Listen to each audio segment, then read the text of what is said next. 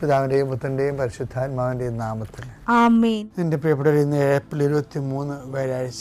അമ്മേ പരിശുദ്ധ അമ്മേ, അമ്മേ പരിശുദ്ധമേ, ദൈവമാതാവേ, കൃപാസനത്തിലൂടെ ഞങ്ങൾക്കും ഞങ്ങളുടെ ദേശത്തിനും അമ്മ മധ്യസ്ഥം തേടിത്തന്ന എല്ലാ അനുഗ്രഹങ്ങൾക്കും കൃപകൾക്കും ഞങ്ങളിപ്പോൾ ഹൃദയം നിറഞ്ഞ നന്ദി പറയുന്നു.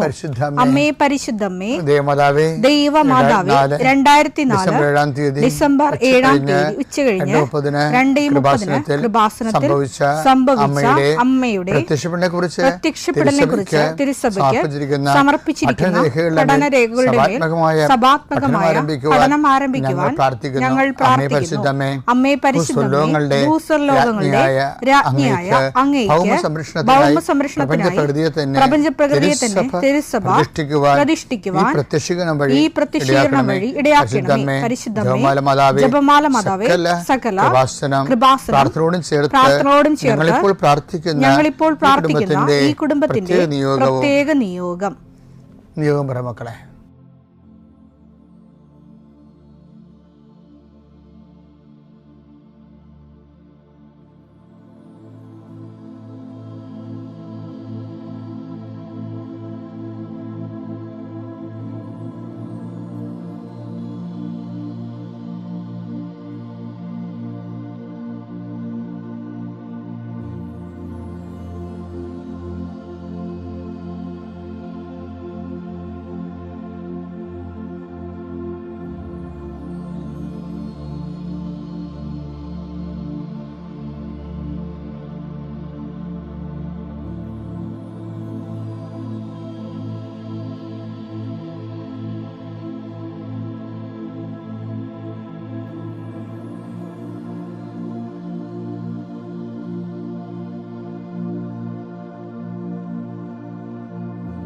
അമ്മയുടെ പ്രത്യക്ഷീകരണത്തിന്റെ ഈ അനുഗ്രഹവേളയിൽ ഞങ്ങൾക്ക് സാധിച്ചു തരുവാൻ കനിയണമേ. ആമേൻ. വിശ്വാസ പ്രമാണം. സർവശക്തനായ പിതാവും ആകാശത്തിന്റെയും ഭൂമിയുടെയും സൃഷ്ടാവുമായ ദൈവത്തിൽ ഞാൻ വിശ്വസിക്കുന്നു. അവിടുത്തെ ഏകപുത്രനും ഞങ്ങളുടെ കർത്താവുമായ ഈശോമിശിഹായിലും ഞാൻ വിശ്വസിക്കുന്നു.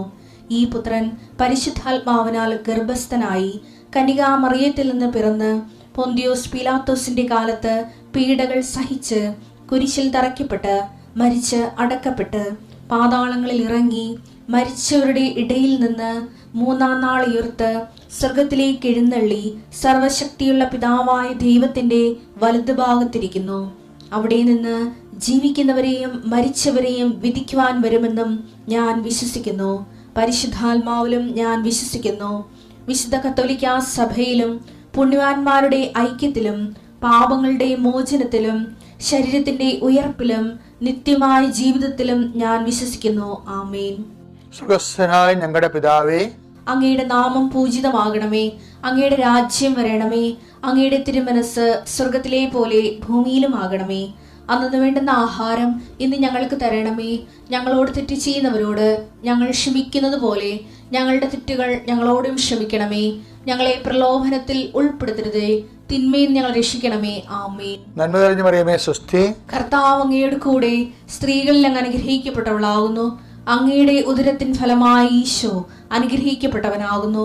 പരിശുദ്ധ മറിയമേ, തമ്പുരാന്റെ അമ്മേ, പാപികളായ ഞങ്ങൾക്ക് വേണ്ടി ഇപ്പോഴും ഞങ്ങളുടെ മരണസമയത്തും തമ്പുരാനോട് അപേക്ഷിക്കണമേ. ആമേൻ. കർത്താവേ, നിന്റെ ഉന്നതമായ നാമത്തിന് സ്വസ്ഥം ചെയ്യുന്നു. കർത്താവേ, നിന്റെ വിശുദ്ധ പൗരോഹിത്യത്തെ നീ മഹത്വപ്പെടുത്തണം. കർത്താവേ, സഭയിലുള്ള സാന്നിധ്യം നീ പ്രകടമാക്കണം. ഞാനെപ്പോഴും ഇങ്ങനെയാണ് പ്രാർത്ഥിക്കണം. ഈശോയെ, സഭയിലുള്ള നിന്റെ സാന്നിധ്യം ഞാൻ 100 വട്ടം കണ്ട് അനുഭവിച്ച 10,000 മനുഷ്യരിൽ അനുഭവേദ്യമായ സഭയിലുള്ള നിന്റെ സാന്നിധ്യം. കർത്താവെ, ഈ ദിവസം വെളുപ്പാങ്കാലത്ത് എഴുന്നേറ്റിരുന്നത് കൂടുന്നവരുണ്ട്. സമയം രാവിലെ ഇപ്പോൾ കിട്ടാത്ത കാരണം പിന്നീട് കൂടുന്ന മക്കളുമുണ്ട്. ആരായാലും ശരി കർത്താവെ, അവരെ നീ ആശീർവദിക്കണം. ഇന്നത്തെ ദിവസം അവരുടെ അശ്രദ്ധ കൊണ്ടായിരിക്കും ചിലപ്പോൾ സമയത്ത് അവരത് ഓർത്ത് കാണത്തില്ലായിരിക്കും. പക്ഷെ അകപ്പെട്ടു പോയി. അങ്ങനെയുള്ളവരെ കർത്താവ് ശിക്ഷിക്കരുത്. നീ അവരെ കരുണയോടെ ആദ്യതയോടെ നീ പാതാളങ്ങളിൽ ഇറങ്ങിയ ദിവസമാണ്. ഞങ്ങൾ വിശ്വാസ പ്രമാണത്തിൽ 8 പറയുന്നുണ്ട്. അവൻ മരിച്ചു 3-ാം ദിവസം ഉയർത്തെഴുന്നേറ്റു അവൻ പാതാളങ്ങളിൽ ഇറങ്ങി. അത് ഈശോയെ, മനുഷ്യൻ്റെ അകപ്പെട്ടു പോയ ഇടങ്ങൾ തോറ്റ് പരീക്ഷയുടെ പാതാളത്തിൽ പോയ ആൾക്കാരുണ്ട്. ഇൻ്റർവ്യൂവിന് തോറ്റ് വിസ പ്രോസസ്സിങ്ങിൽ പെട്ടുപോയവരുണ്ട്. അതിൻ്റെ ഒരു പാതാളം നിങ്ങളുടെ മുമ്പിലുണ്ട്. ഓരോ ബിസിനസ്സുകൾ, ഓരോ കച്ചവടങ്ങൾ നഷ്ടം വന്ന് നഷ്ടത്തിൻ്റെ പാതാളത്തിൽ പോയ ആൾക്കാരുണ്ട്. ഈശോയെ, രോഗങ്ങൾക്ക് മരുന്ന് കഴിച്ച് ഓപ്പറേഷൻ ഡോക്ടർ തന്നെ പറയുന്നു ഓപ്പറേഷൻ ചെയ്താലും ശരിയാകുമെന്ന് അറിയത്തില്ലെന്ന് പറയുമ്പോൾ രോഗത്തിൻ്റെ പാതാളത്തിൽ അകപ്പെട്ടവരുണ്ട്. പക്ഷേ ഓരോ രാജ്യങ്ങളിൽ മെഡിസിനൊക്കെ എടുത്തിട്ട് തിരിച്ചു വന്നിട്ട് ഇന്ത്യൻ പരീക്ഷ എഴുതിയിട്ട് തോറ്റുപോയവരുണ്ട്. അവർക്ക് ആത്മവിശ്വാസം നഷ്ടപ്പെട്ടു പോയവരുണ്ട്. വിവിധ രാജ്യങ്ങളിൽ കർത്താവെ ഓരോരോ പരീക്ഷകൾ, അതുപോലെ തന്നെ ഓരോ തരത്തിലുള്ള തീസിസ് വർക്കുകൾ, PhD തീസിസ് വർക്കുകൾ, ചില പാതാളങ്ങളിൽ ചെന്ന് അകപ്പെട്ടവരുണ്ട്. ഈശോയെ, ചില ഗുരുക്കന്മാർ, ഗൈഡുമാർ ശിക്ഷിക്കുന്നവരുണ്ട്. മാനസികമായ പലതരത്തിലുള്ള സാഡിസ്റ്റുകളായിട്ടുള്ളവരുണ്ട്. ഈശോയെ, അങ്ങനെയുള്ള പാതാളങ്ങളിൽ ചെന്ന് അകപ്പെട്ടവരുണ്ട്. ഈശോയെ, ഇതുപോലെ ഓരോ വിഷയങ്ങളും മനുഷ്യൻ അനുഭവിക്കുന്ന സാമ്പത്തിക ചില കടങ്ങൾ, ചിലയിടത്ത് കൊണ്ടുപോയി പണയം വെച്ചിട്ട് അവസാനം നമ്മുടെ കിഡ്നി വരെ വിറ്റാലും തീരാത്ത അവസ്ഥയിൽ പുതിയ പലിശക്കടങ്ങൾ വന്ന് പാതാളത്തിൽ അകപ്പെട്ടവരുണ്ട്. ഈശോയെ, ഈ ദിവസങ്ങളിൽ നീ പുനരുത്ഥാനത്തിൻ്റെ ഭാഗമായി പാതാളത്തിൽ ഇറങ്ങിയ ദിവസമാണ് ഈശോയെ. മനുഷ്യൻ്റെ എല്ലാ പാതാളങ്ങളിലേക്കും, കല്യാണം കെട്ടാതെ വയസ്സായി നരച്ചു പോയി, കുഞ്ഞുങ്ങളില്ലാതെ നിന്ന് കുഞ്ഞുങ്ങൾക്ക് വേണ്ടിയുള്ള മോഹങ്ങളും പോയി, അങ്ങനെ പാതാളത്തിൽ അകപ്പെട്ടവരുണ്ട്. ഈശോയെ, നീയാണ് പുനരുത്ഥാനം, നീ മാത്രമാണ് പുനരുത്ഥാനം. ഞങ്ങളുടെ എല്ലാ നഷ്ടപ്പെട്ട പ്രതീക്ഷകളും,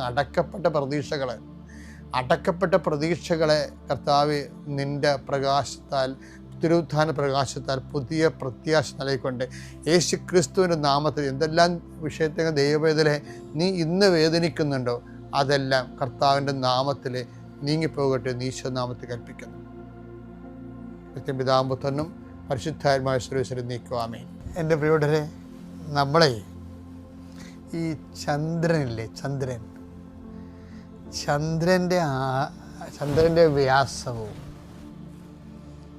നമ്മുടെ പസഫിക് സമുദ്രത്തിൻ്റെ വ്യാസവും ഒന്നാണെന്ന് ഞാൻ പണ്ട് എവിടെയോ വായിച്ചിട്ടുണ്ട്. എന്ന് വെച്ച് കഴിഞ്ഞാൽ ഏതോ ഒരു കാലത്ത് ഭൂമിയുടെ അടുത്ത് കൂടി ഒരു മഹാഗോളം പോയപ്പോഴേ ഭൂമിയുടെ ഒരു കഷണം ആകർഷിച്ച് തെറിച്ചു പോയി നിൽക്കുന്നതാണ് ചന്ദ്രൻ എന്ന് പണ്ട് ശരിയോ തെറ്റോന്ന് ഇപ്പോഴും എനിക്കറിയാൻ പാടില്ല, പറഞ്ഞു കേട്ടിരിക്കുന്നതാണ്. ചുമ്മാ നാട്ടുപ്രധാനമല്ല, സ്കോളേഴ്സ് പറഞ്ഞു കേട്ടിരിക്കുന്നതാണ്. അപ്പോൾ ഇതുപോലെ ഈ നിക്കഡേമോസ് ആയിരുന്നല്ലേ ഈ ദിവസങ്ങളൊക്കെ സംസാരിക്കണത്. നിക്കഡേമോസിൻ്റെ സംസാരത്തിൽ നിന്ന് ഒരു വചനം തെറിച്ചു പോയി. അത് 3-ാം അധ്യായത്തിൽ നിന്ന് 6-ാം അധ്യായത്തിൽ കിടപ്പുണ്ട്. അതെന്താണെന്നറിയാമോ? അത് ആ കഷ്ണം എടുത്ത് ഇവിടെ വെച്ചാലേ ഒക്കത്തുള്ളൂ. ഇപ്പോൾ ഉദാഹരണത്തിന് നിക്കഡേമോസിനെ കാണുമ്പോൾ ഈശോ എന്താ പറയണത്?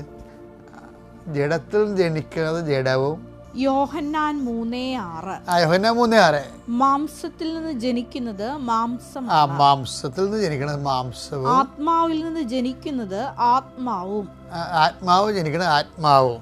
അപ്പോൾ ഇവിടെ വെച്ച് പറയേണ്ട, ഇവിടെ നിന്നൊരു കഷ്ണം തെറിച്ചു പോയി ചന്ദ്രനെ പോലെ പുറത്ത് കിടക്കി. എവിടെ? 6:63 കിടപ്പുണ്ട്.